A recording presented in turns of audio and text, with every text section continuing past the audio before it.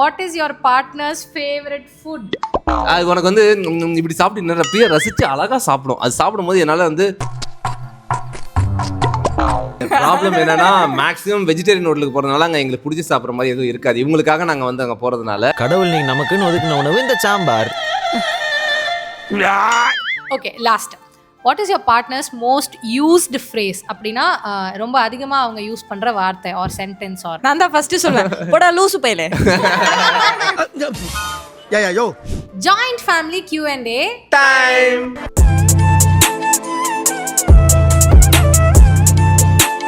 So next question. Okay, இப்போ வந்து ஃபன்னியா போயிடலாம். ஒரு நாள் மார்னிங் டு நைட் ஃபோன் ஸ்விட்ச் ஆஃப் ஆயிடுச்சு, யூஸே பண்ண முடியாது அப்படின்னா யார் ரொம்ப நர்வஸ் ஆவாங்க?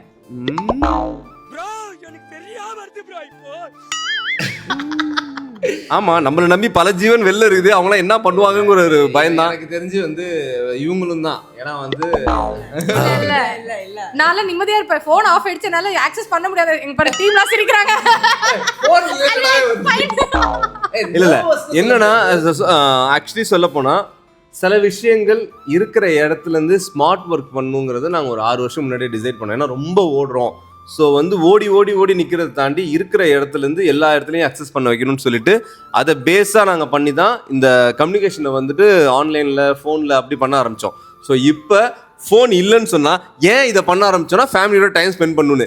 இப்போ ஃபோன் இல்லைன்னு முடிவு பண்ணிட்டா ஃபேமிலியை விட்டுட்டு நான் ஸ்பாட்டுக்கு போகணும், அந்த விஷயங்கள்லாம் பண்ணணும். என்னன்னா ஃபோனை விட்டுட்டு ஸ்பாட்டுக்கு போனா கூட ஒரு 8 hours ஜாபு 9 hours ஜாபுன்னு வீட்டுக்கு வந்துடலாம். இப்போ இந்த ஃபோனு வீட்டுக்குள்ளேயே வந்ததுனால சண்டே கிடையாது, பப்ளிக் ஹாலிடே கிடையாது, ஒரு டைம் லிமிட் கிடையாது, அது வந்து போய்கிட்டே இருக்குது. அதனால ஃபோன் இல்லைன்னா இவங்களுக்கு வந்து என்ன சொல்ல ஒரு பார்ட் ஆஃப் அவங்களவே லூஸ் பண்ண அளவுக்கு நர்வஸ் ஆகிற ஃபீல் வந்து இவங்க 2 பேர்கிட்டையுமே நான் பார்த்துருக்கேன். ஸோ ஆக்சுவலி இந்த விஷயத்தில் இதை சொல்கிறதுக்கான ஆப்பர்ச்சுனிட்டி நினச்சி சொல்கிறேன். ஏன்னா நிறைய பேர் வந்து ஃபோனுங்கிறதுனால வந்து யூடியூப், இன்ஸ்டாகிராம் வீடியோஸ், எடிட்டிங் நீங்கள் அப்படி நினச்சி வேலை தான் பார்ப்பாங்க. கிடையாது.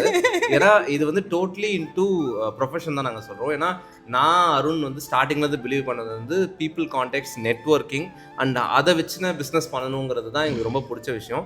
ஸோ எங்கள் மொபைலில் இருக்கிற கான்டாக்ட்ஸை ஒரு டைம்லையும் அதை எப்படி வந்து நம்ம வந்து ஒர்க் ரிலேட்டடாகவும் சரி, டெய்லி பேசிஸில் கம்யூனிகேஷன், எங்கள் ரிலேஷன்ஷிப்போட அடுத்த கட்ட அந்த மாதிரி ஆகட்டும் சரி, நாங்கள் ஃபோனில் ரொம்ப மெயின்டைன் பண்ணுவோம். ஸோ எங்களுக்கு ஒரு நாளைக்கு வந்து ஒரு 300 to 400 மெசேஜஸ் வருதுன்னா அதில் வந்து ஒரு 10 to 50 தான் வந்து ஒர்க் ரிலேட்டடாக இருக்கும்.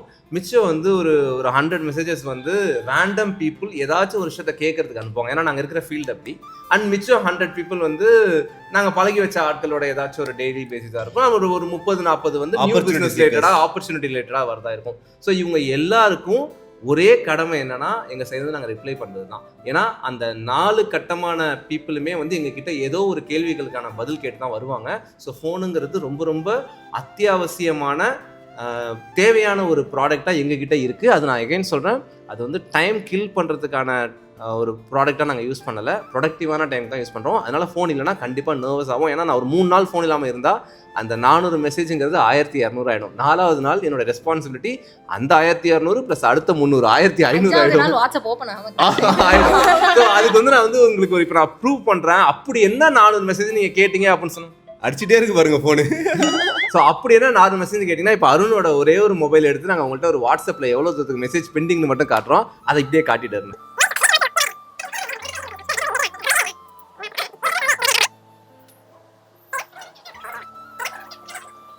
ஸோ டோட்டலாக பார்த்தீங்கன்னா 20,928 படிக்காத பெண்டிங் மெசேஜஸ் இருக்குது. ஸோ இது மூலமாக நீங்களே டிவைட் பண்ணி தெரிஞ்சுக்கோங்க எங்களுக்கு எவ்வளோ மெசேஜஸ் வருதுன்னு. எந்த அளவுக்கு சமூக சேவைனா நான் நெக்ஸ்ட் டே வந்து யோசிச்சிருப்பேன், 1 hour நம்ம வேலைக்கு லேட்டாக போகலாம், ஸோ 1 hour நம்ம எக்ஸ்ட்ராவாக தூங்கலாம் அப்படின்னு நான் கனெக்ட் பண்ணி வச்சுருப்பேன். நடுராத்திரி 12 மணிக்கோ 1 மணிக்கோ ஒருத்தங்க எனக்கு ஆக்டிங் பேஷன்னு, இப்போ தான் நான் வேலையை விட்டு வந்தேன், எனக்கு யார்கிட்ட போய் கேட்குறதுன்னு தெரியலன்னும் போது அந்த 12 மணிக்கு ஒருத்தி பக்கத்தில் தூங்குறான்னு கூட யோசிக்காம, அப்படியாம்மா நீங்கள் கவலைப்படாதீங்க, எங்களால் முடிஞ்ச அளவுக்கு நான் கைட் பண்ணுறேன், ஹெல்ப் பண்ணுறேன், இவங்கள பாருங்கள், இதை பண்ணுங்கள், ப்ரொஃபைல் அனுப்புங்கன்னு சொல்லி அவ்வளோ தூரம் அதை சின்சியராக வந்து அப்ரோச் பண்ணி நான் பார்த்துருக்கேன். So professionalism to the core வந்து இவங்க 2 பேர்கிட்டையுமே நான் பார்த்துருக்கேன். But at the same time எப்படின்னா ஃபேமிலியோடய இருக்கிற மாதிரி இருக்கும், பட் நிறைய நேரம் ஃபோன்லேயே லாக் ஆகிற மாதிரி இருக்கும். இதில் ஒரு டிஸ்அட்வான்டேஜும் இருக்குது, பெரிய அட்வான்டேஜும் இருக்குது. ஸோ அவ்வளோதான், சமுதாயத்துக்கு இவங்களால வந்து ரொம்ப ரொம்ப ரொம்ப நிறைய பேர் ஹெல்ப் ஆகுறாங்க. So thank you. அண்ட் அதுதான், ஸோ கண்டிப்பாக இதோட கேள்விக்கும் பதிலுக்குமான உள்ள அர்த்தத்தை இந்த இடத்துல சொல்கிறதுக்கான ஆப்பர்ச்சுனிட்டி கிடச்சனால நாங்கள் அதை யூட்டிலைஸ் பண்ணிக்கிறோம். ஸோ இவங்க சொன்னதில் வந்து இந்த மேடையை நாங்கள் பயன்படுத்திக்கிறோம். அண்ட் இந்த நேரத்தில் சொல்லிக்கிறோம், ரொம்ப தான் ஃபோன் அதிகமாக யூஸ் பண்ணுறோம், அதை கம்மி பண்ணி ஃபேமிலி டைமை அதிகப்படுத்திக்கிறதுக்கு எங்களுக்கான டீமை வந்து இப்போ நாங்கள் வந்து நிறையா வந்து டெவலப் பண்ணி வச்சுருக்கோம். அவங்கவுங்களுக்கு ஒரு ஒர்க்கை செக்ரிகேட் பண்ணி கொடுத்து நாங்கள் வந்து எங்கள் டயத்தை ஃபேமிலியில் பார்க்கணும்னு நினச்சி தான் அதை பண்ணுறோம். பட் அவங்க அந்த ஒர்க்கை பார்க்குறாங்களான்னு பார்க்குறது இதை விட டபுள் மடங்காக இருக்குது. அப்படியே ஓடுது, பார்ப்போம், பேலன்ஸ் பண்ணுவோம். ஓகே, இப்போ வந்து கொஞ்சம் லைட் ஹார்ட்டடாக 2 கப்பிள் கேள்வியாக 2 கேட்டுறேன். மாட்டிப்பாங்க, இப்போ பார்த்துக்கிட்டே இருங்க. Okay, what is your partners favourite food? ரொம்ப சிம்பிள். பார்ட்னர்னா என்னோட ஃபேவரட். அதுதான் சொல்ல வரேன் பேபி. வந்து உனக்கு வந்து பன்னீர்னா ரொம்ப பிடிக்கும். ஓகே, ஃபுட்னா ஏதாவது ஒரு ஐட்டம். பன்னீர் ரைஸு. பன்னீர் ரைஸா? அது உனக்கு வந்து இப்படி சாப்பிட்டு நிறைய ரசித்து அழகாக சாப்பிடும். அது சாப்பிடும்போது என்னால் வந்து நான் அது வந்து பார்த்தீங்கன்னா ரொம்ப ரொம்ப பிடிச்சி சாப்பிட்றது என்ன அப்படின்னு பார்த்தீங்கன்னா வந்து மில்க் பிரெட், அந்த மில்க் கேக்கு. என்னது ஃபுட் ஏதாவது ஒன்று தானே மில்க் கேக்கு. மில்க் கேக்குக்கு வந்து பிரியா மூலமா வந்து உலகத்துக்கு வந்த குழந்தை அது மில்க் கேக்கை பார்த்து இந்த ஜெரி மாதிரியே நான் தான் சொன்னேன்ல, நானும் நிலைன்னு ஒண்ணு. இந்த குடும்பத்துல யாருக்குமே மில்க் கேக் பிடிக்காது, இதுக்கு ஸ்மெல் கூட பிடிக்காது. ஆனா நானும் என்ன கர்மம் இது? கர்மம் இல்லைங்க, குர்மா. இன்னொரு ஓரமா வச்சுட்டு ஒரு டப்ல முடிச்சுட்டே போவான். என்கிட்ட சொன்னா எங்க நான் அடிக்கடி கேக் சாப்பிட்றேன் திட்ட போறேன்னு சொல்லிட்டு, பிரியாமா நம்ம மில்க் கேக் நாளைக்கு சாப்பிடுவோமா, நீங்க வாங்கிட்டு வரீங்களா? வியர்ட்லி நவிலனுக்கு பிடிக்காது, எனக்கும் நிலனுக்கு மட்டும் அந்த டேஸ்ட் பயங்கரமா. பிரியாக்கு மில்க் கேக் பிடிக்காதுன்னு சொன்னா அப்புறம் எப்படி? அது ஃபுட் தான், அது நீ ஃபுட் மாதிரி தான் சாப்பிடுவே. 4வது அட்டெம்ப்ட்ல நீ வந்து சொன்ன, but still cake is a dessert, it's not a food. பேசாம தூங்கி இருக்கலாம், நானே வந்து மாட்டிக்கிட்டேனே. அவ்வளவுலாம் கிடையாதுங்க. அது எனக்கு என்ன, அது எண்ட் ஆஃப் த டே வந்து அதுவும் ஒரு சாப்பாடு, சாப்பிடுற பொருள். ஆமா, சாப்பிடுற பொருள் சாப்பாடு. சரி, கொழுந்தனார் நீங்க சொல்லுங்க. வயசுக்கு வந்து பருப்பு பொடி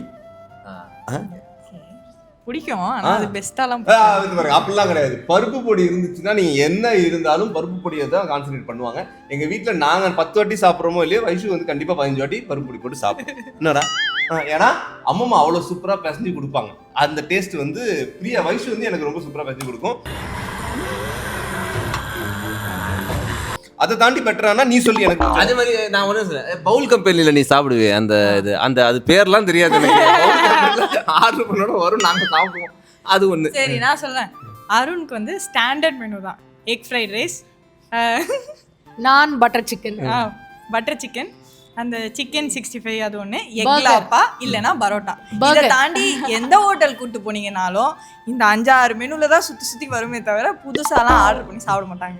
அவங்களுக்கு ஆக்சுவலாக வித்தியாசமான ஹோட்டல் நம்ம எங்கேயா போகலான்னு யோசிச்சாலே ஒரு மாதிரி டிப்ரெஸ் ஆயிடுவாங்க. ஐயோ அங்கே நம்ம என்ன புதுசாக நம்ம வந்து ஃபிகர் அவுட் பண்ணி நம்ம ஆர்டர் பண்ணி நம்ம சாப்பிட்டு ஏன் நம்ம கம்ஃபர்டபுளாக இதுவே சாப்பிடக்கூடாது அப்படின்னு. நாங்கள் எதையாவது சாப்பிட்டு வந்தோம்னு சொன்னா கூட நீ சாப்பிட்டியா எனக்கு வாங்கி கொடுத்தியான்னு கேட்பாங்க. ப்ராப்ளம் என்னன்னா மேக்ஸிமம் வெஜிடேரியன் ஹோட்டலுக்கு போகிறதுனால அங்கே எங்களுக்கு பிடிச்சி சாப்பிட்ற மாதிரி எதுவும் இருக்காது. இவங்களுக்காக நாங்கள் வந்து அங்கே போகிறதுனால கடவுள் நீ நமக்குன்னு ஒதுக்கின உணவு இந்த சாம்பார்.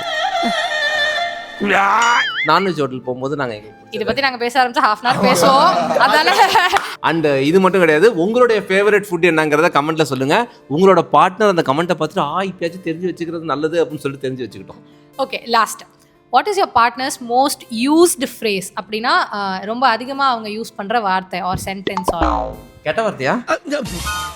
யோ நான் தான் ஃபர்ஸ்ட் சொல்லுவேன், போடா லூசு பையலே. நான் சொல்றேன், கூட சொல்லுவேன். 5 தடவை சொல்லியிருப்பேன், பதிலே வராத 6வது தடவை கத்திருப்பேன். அது மட்டும் தான் காது வலிக்கும். ஏன்னா நல்லது. பிரியா கோவமா இருந்துச்சுன்னா அரவிந்த்னு சொல்லும், பிரியா லவ்விங்கா இருந்துச்சுன்னா பேபி அட்டு சொல்லும். ஒரு புது பாயிண்ட். அது அரவிந்த்னு சொன்னாலே எனக்கு டெரர் ஆகிடும், நம்ம எந்த விஷயத்தில் கோவப்படுத்துறோன்னு. ஸோ அதிகமாக யூஸ் பண்ணுற ஃப்ரேஸ் அப்படின்னு பார்த்தீங்கன்னா நவீலன் மாட்டிப்போம். நான் கூட தேவலாம் இந்த நவீலன் இப்போ வந்தேன்னு வச்சுக்கேன், ஏன் நவீலன் என்ன இப்படி பண்ற? இந்த ரெண்டும் வந்து எக்ஸ்ட்ரீமா. நான் இந்த மாதிரி தாங்க சத்தம் போட்டுட்டே இருப்பேன். ரூம்ல போய் பார்த்தா 2 பேரும் பப்பி மாதிரி உட்காந்து மூஞ்ச பார்த்துட்டு இருப்பாங்க. அப்ப எனக்கு வெறி ஏறுமா ஏறாதா? அருந்தம்பி ஆனா வராது. 2 பேரையும் தூக்கி போட்டு மிதிக்கலாம்னு தோணும். அதை அப்படியே கட்டுப்படுத்தி முழுங்கிட்டு, ஏன்னா நம்ம ஜென்டில் பேரண்டிங்ல அப்புறம் அப்படியே நம்ம வந்து கொஞ்சம் காம் ஆயிட்டு நான் யூஸ் பண்ற ஃப்ரேஸ் என்ன, அந்த கோவத்தெல்லாம் அதுக்கப்புறம் இவங்க கிட்ட காட்டுவேன். ஸோ வந்து அரவிந்த் ரொம்ப காமனாக யூஸ் பண்ணுற ஃப்ரேஸ் கூப்பிடுற வார்த்தைனா மேபி பிரியா ஒரு பேபி. இது வந்து காமனாக எனக்கு எனக்கு சென்டென்ஸா எனக்கு எதுவும் இப்போ ரிக்லெக்ட் ஆகல. ஏன்னா நான் பிரியா முன்னாடி நிறைய பேச மாட்டேன். இது டூ மச், இது டூ மச். எது This is a story for another பேசி day. நாங்க கேட்டது வரேன் வரேன் You nailed it. இது மட்டும்தான் என் காதுல அட்டு பேசி நிறைய விழும். எனக்கு ஃப்ரேஸ் அப்படின்னா வந்து எனக்கு டக்குன்னு வரல. அது ஃப்ரேஸ் நைஸ். நான் 3 சொல்றேன். ஒன்று வந்து எனக்கு கொஞ்சம் டைம் கொடு ப்ளீஸ், எனக்கு கொஞ்சம் டைம் கொடு அப்படின்னு சொல்லிட்டு வச்சு எக்ஸ்ட்ரீமாக இருக்கும்போது சொல்லும். நான் எப்பவுமே டைம் கொடுத்துட்டு தான் இருக்கேன், நீ தான் என்னை பேச வைக்கிறதுக்கு டைம் கொடுக்க மாட்டேன்னு நான் நினச்சிப்பேன் மனசுக்குள்ள. அது சொல்ல முடியாது. அது சொல்லுமா அப்படின்னு சொன்னா வயசு நான் சொல்லு வரேன். I think இது உலகத்துல இருக்கிற எல்லா பெண்களுக்கும் ரிலேட் பண்ணக்கூடிய ஒரு விஷயம்னு நினைக்கிறேன்ல. ரெண்டாவதா இருக்கிற If yes, comment பண்ணுங்க. வார்த்தையை கட் பண்ணிட்டா இவங்க கோவமா நாம கோவமா இருந்தாலும் அவங்க நம்மள அடிச்சிருந்தாலும் என்ன பிரச்சனைனா கோவமா இருந்தாலும் நார்மலா இருந்தாலும் சாப்பிட்டியா அப்படின்னு கேட்டா எவ்வளவு கடுப்பா வரும். ஒரு பிரச்சனையில இருக்கும். அப்புறம் சாப்பிட்டியான்றது ஒரு பிரச்சனையா, உனக்கு என்ன பிரச்சனை சொல்லுன்றத எனக்கு கேட்கணும். அதனால அந்த கோவத்தை டிஃபரன்ஷியேட் பண்றதுக்காக ஏதாவது ஒரு வார்த்தையை நான் வந்து மாத்தி சொல்றேன். சூப்பர். இந்த நேரத்துல ஒண்ணு சொல்லியே ஆகணும். கப்புள், அதாவது இண்டிவிஜுவலா இருக்கும்போதோ நீங்க லவ் பண்ண ஆரம்பிச்சாலே கப்புள் தான். பிரேக்கப் பண்றீங்களா அது அடுத்து. ஆனா அப்ப பிரேக்கப் கப்புள்ரா ஏதோ ஒண்ணு. ஆனா ஒன்ஸ் நம்ம லைஃப்ல இன்னொருத்தவங்க வந்துட்டாங்கன்னா சண்டை முன்னாடி சீரியஸான பிரச்சனைக்கு வரும், இப்ப சில்லியான பிரச்சனைக்கு வர ஆரம்பிச்சிச்சு. சண்டை போடுறத நம்ம வந்து அவாய்ட் பண்ண முடியாது. பட் சண்டையை முடிச்சுட்டு இந்த பர்சன் தான் நம்ம லைஃபுக்கு வேணும்னு சொன்னா அவங்க மேல தப்பாவே இருந்தாலும் நாம வந்துட்டு சரி ஓகே முடிச்சிடலாங்கிறது போகணுமே தவிர, நீ தானே என்ன திட்டின, நீ எனக்கு சாரி சொல்லியே ஆகணும்னு நாமளும் ஈகோயிஸ்டாவோ இல்லை வந்து ஒரு ஆட்டிடியூடாவோ இருந்தோன்னு சொன்னால் அந்த பர்சன் நம்ம லைஃப்பில் டிஸ்டன்ஸ் ரொம்ப தூரமாக போயிடுவாங்க. ஸோ வயசு சொன்ன மாதிரி தான் எங்களை பொறுத்த வரைக்கும் என்னன்னா, எனக்கு சண்டை, என்னை திட்டினது, எனக்கு மரியாதை குறைச்சலாயிடுச்சு, என்னை அடிச்சிட்டாங்க, எதுவாகவே இருந்தாலும் எனக்கு வயசு முக்கியம்னா நான் வயசு பின்னாடி போய் நிற்பேன். ஒன்றும் பிரச்சனை இல்லை. வயசு கோவமா இருக்கியா, ஓகே கோவப்படு, மேபி அது ஏன் தப்பாக இருக்கலாம், ஓன் தப்பாக இருக்கலாம். அட்லாஸ்ட் தப்பு நடந்துருச்சு, அதாவது அடுத்த கட்டம் நெகட்டிவாக கொண்டு போகாம அதை முடிச்சுட்டு பாசிட்டிவாக போகணுங்கிற மைண்ட் செட்டில் நானும் இருப்பேன். வயசு என்னையும் ரொம்ப புரிஞ்சுக்கிட்டாங்க. ஏன்னா எங்களுக்குள்ளேயும் சின்ன சின்ன குட்டி சண்டைகள், அதாவது ஒன்றுமே இல்லாத பிரச்சனை சீரியஸாக ஆகிடும். அப்போது அந்த விஷயத்தை சீரியஸாக எடுத்துக்காம ரொம்ப கூலாகிறதுக்கு நான் ஒரு எஃபர்ட்டை போட்டேன். அதை வயசு புரிஞ்சதுக்கு அப்புறம் எங்க கூட வந்து பெரிய சண்டைகள்லாம் வரது கிடையாது. இப்போ அந்த சின்ன சில்லி சண்டையெல்லாம் நான் மிஸ் பண்ணுறேன். ரொம்ப மெச்சூர்டாக பெரிய சந்தோஷம் அப்படின்னா இந்த வீடியோ முடிச்சுட்டு அவன் வேற ஒரு இஷ்யூக்கு வயசுவை கூல் பண்ணதுக்காக வெயிட் பண்ணிட்டு இருந்தான். அது இந்த வீடியோ மூலமா அதை யூஸ் பண்ணிக்கிட்டான் அப்படிங்கிறது சந்தோஷம்.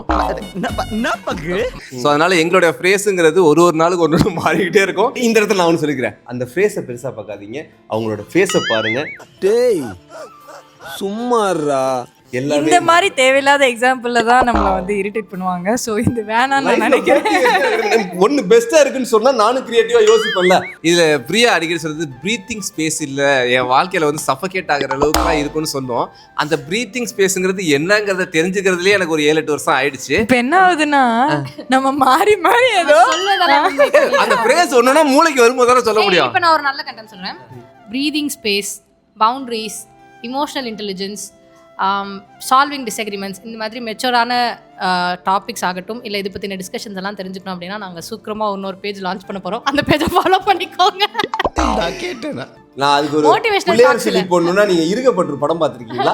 அதுல வர ஒரு 2 கப்புள் மாதிரி தான் கூடிய சீக்கிரம் இவங்க 2 பேரும் வர போறாங்க. அது யாருங்கிறது உங்களுக்கு யோசனையில டிக் ஆகுது. ஆமா, இந்த இடத்துல கமெண்ட்ல சொல்லுங்க. இந்த வீடியோல அந்த சர்ப்ரைஸோட நாங்க இதை முடிக்கிறோம். ஏன்னா அது என்னங்கிறது கூடிய வெளியில் சொல்லுவோம்னு சொல்லிட்டு மீண்டும் அழகான ஃபேமிலி டைமோட உங்களை சந்திக்க வரை உங்களுக்கு விட்டுக்கொள்வது உங்கள் நாங்க. Bye. I love you Vishu. I love you Priya.